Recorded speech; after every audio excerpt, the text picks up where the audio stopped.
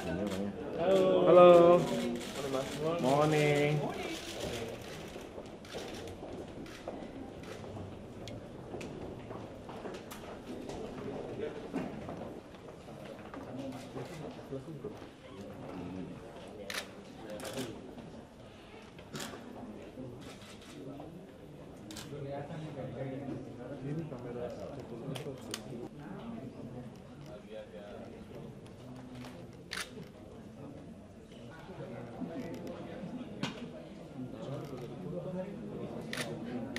Selamat pagi Bapak.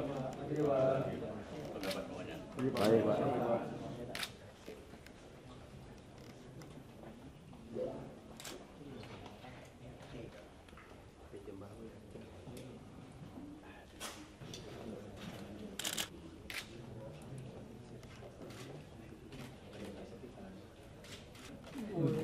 Wih, si Pak.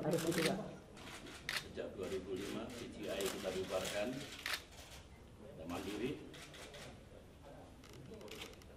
tidak harus minta-minta.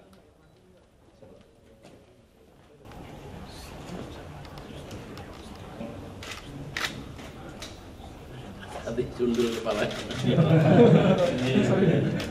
Padat. Terus ke kelas 1 di atas. Di balkon Pak. Di balkon Pak.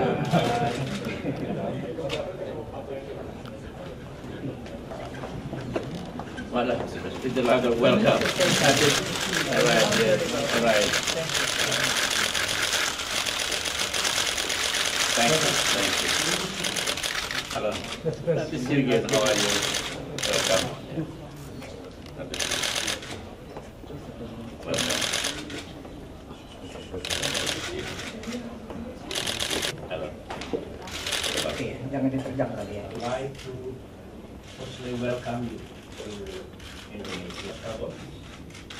And for your information, after what when we have G20, and we will have G100 of tourists. They were talking also the role of the global economy in the emerging market, the situation in the Middle East, and more our difficulties because directly to the situation of the global economy. The rules of IMF is very important. The IMF has also important role to invent a sustainable job for IMF, and also, from my understanding, it is good for us. More importantly, how should Indonesia and IMF work together in overview a lot of things for our bilateral relations. Thank you very, very much, Mr. President. I'm my first visit as Managing Director of the IMF, but I've been here before. Be warmly welcomed by the Governor of the Central Bank, Article 4, which is a review of the economy. It's very positive, and whether we look at growth.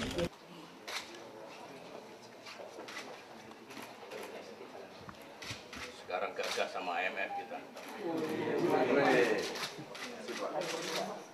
Utang sudah kita lunasi sejak 2005, SBY kita bubarkan, kita mandiri, tidak harus minta-minta.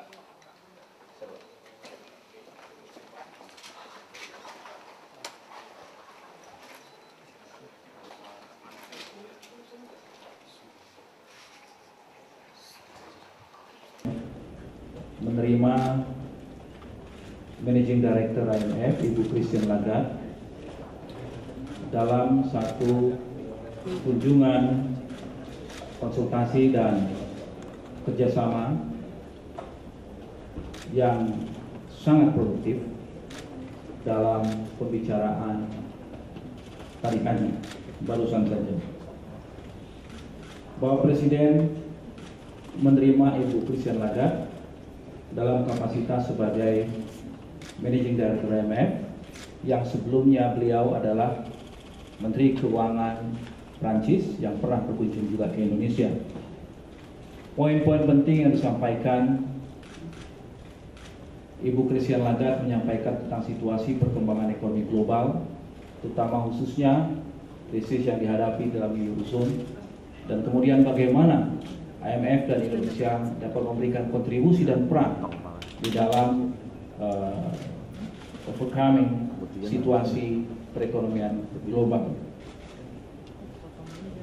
Saudara sekalian, Presiden menyampaikan bagaimana peran ASEAN, peran Indonesia di dalam kontribusi kita untuk mengatasi situasi global. Bahwa Presiden menyampaikan bahwa dengan interconnected perekonomian global, maka tentu saja pengaruh dari krisis Eropa memberikan dampak kepada Indonesia juga. Dan kita merasakan itu dengan pertumbuhan ekonomi yang tadinya 6,7, kita koreksi ke 6,5%, dan kuartal pertama pertumbuhan kita 6,3%. Dan ekspor kita mulai terasa. Namun demikian, Bapak Presiden juga menyampaikan bagaimana Indonesia tetap menjaga pertumbuhan ekonomi tetap di atas 6%, dan kita tetap mengharapkan pertumbuhan akan dapat 6,3 sampai 6,5% dengan melakukan langkah-langkah mengatasi persoalan tersebut. Dan Presiden menyampaikan 3 hal. Yang pertama, Indonesia tetap memberikan kontribusi dan ASEAN kepada ekonomi global dan memberikan peran bagaimana kita baik dalam forum ASEAN, baik dalam forum G20 untuk tetap memberikan kontribusi di dalam perekonomian global. Nanti setelah Ibu Christine Lagarde menyampaikan hal-hal yang dipikirkan IMF untuk mengatasi persoalan di Eropa dan di dunia, setelah itu nanti kami bertiga akan menyampaikan hal-hal lain yang menyangkut apa saja yang harus kita lakukan di dalam negeri kita untuk tetap mempertahankan pertumbuhan yang tinggi, untuk tetap menjaga fiskal kita yang sehat, untuk tetap dapat menjaga daya beli masyarakat kita tinggi, memaintain tetap inflasi dalam angka yang rendah, sehingga demikian kita dapat menjaga pertumbuhan kita pada angka yang kita harapkan. Selanjutnya saya persilahkan Ibu Christine Lagarde. Thank you. Pleasure for me to be back in Indonesia. I've visited Indonesia in my previous incarnations as Minister of Trade, as Minister of Finance, as a private citizen as well. But this was my first visit as Managing Director of the IMF. I have had very productive, very warm and open discussions with President Susilo Bambang Yudhoyono, with Vice President Boediano, with Finance Minister Agus Martowardojo, who is here with us today, my friend, with the Bank of Indonesia, Governor Darmin Nasution, who is here with us as well. And I've also met other senior officials. In the meeting that I just had with Mr. President and his colleagues, I told him how impressed I was with the reforms that have been conducted in the last decade, with the results produced by the Indonesian economy. If you look at growth numbers around the world, as the IMF has to do, well, clearly Indonesia stands out as a very positive number, as a successful growth pattern as it stands at the moment. And that goes with other very strong numbers in terms of inflation, in terms of fiscal deficit, which is kept very low and very much under control, in terms of public debt, which is also kept at below 25%. So when I look at all economies of the world, Indonesia stands out as a very successful one. As the spokesperson has just indicated, we have discussed the global economy. We have discussed the downside risks presented by the United States of America fiscal cliff, presented by the Eurozone sovereign debt crisis and doubt about the viability of the zone. And we have also touched on the effects that this current situation has on all countries of the world, because our view at the IMF is that because of this interconnectedness between the economies, no economy is actually totally immune from what happens anywhere else in the world. In my discussions with the various authorities, we have also evoked the need for foreign direct investment, good foreign direct investment that is here in the country to stay, not just as capital inflow, which always is at risk of outflow, but real foreign direct investment with a view to increasing the value that can be added to the raw materials produced by the Indonesian economy. We discussed clearly the infrastructure projects that are certainly needed and expected by foreign direct investors, whether it's transportation, railroad, port, all of that is clearly on the list of projects that have been identified by the Indonesian authorities. And then I had the great pleasure of also meeting representatives of civil society, representatives of the business community, and also a group of women entrepreneurs, including some of my friends. And on that vein, I'm certainly very indebted to them for having given me a better understanding of the Indonesian economy, in terms of the Indonesian society, in terms of the need to make sure that growth is inclusive, that there is financial inclusion, including in the poorest category of the Indonesian population. And we were able to discuss how this financial inclusion can actually be an element of stability and a response to the risks that loom on the horizon because of the international situation. We have also concluded that countries like Indonesia, which is a dynamic emerging economy, must have a bigger say in international institutions such as the IMF. And I thanked the President and the Vice President and the Minister of Finance and the Governor of the Central Bank for the ratification by Indonesia of the various reforms that have taken place since 2010, including in particular the quota reform, which will give a bigger voice to emerging dynamic economies.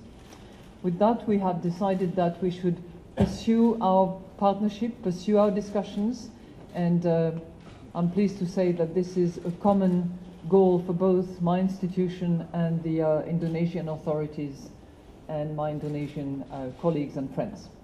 So thank you so much. What should I now do? Thank you very much.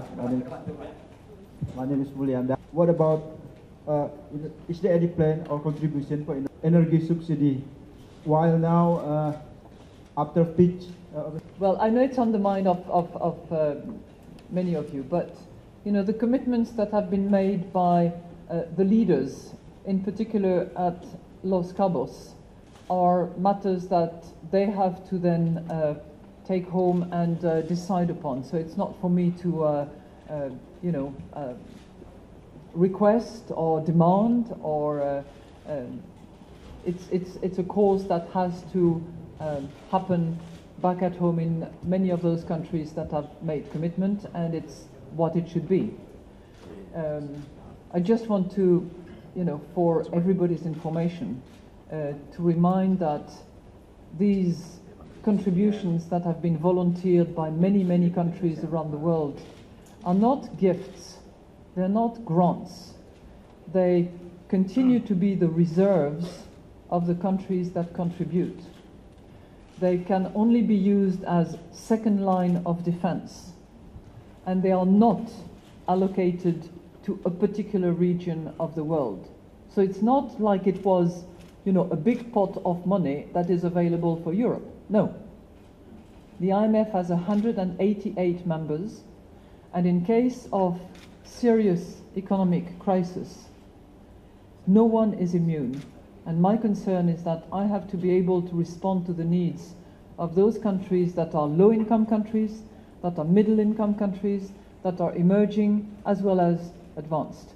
The IMF is here for everyone, and this second line of defense funds that are reserves of the country would only be used in that context and for the entire membership. Now, you asked me about the subsidies. Let me tell you one thing. Whenever I'm asked anywhere in the world how it should happen, how it is possible to actually remove the subsidies while at the same time making sure that the less privileged people, the poorest people, those who need the support, actually get the support. And I'll tell you something. The country that I mentioned as one of the best practices is actually Indonesia. There are a couple of others, but Indonesia has done a fantastic job in structuring its program of subsidy substitution. I wouldn't call it a subsidy removal. It's a substitution program that has been organized, and that has been done very carefully with a lot of advance notice, with a lot of programming, in order that it be not too disruptive for those that need most the support. Andreas from Dow Jones. Just on the wake of the latest data from the U.S. with unemployment. You know what? I'm currently in Indonesia, Southeast Asia, and I don't think that this is numbers, right? I'm really focusing all my attention to the country that I visit and to the region that I'm in. Okay?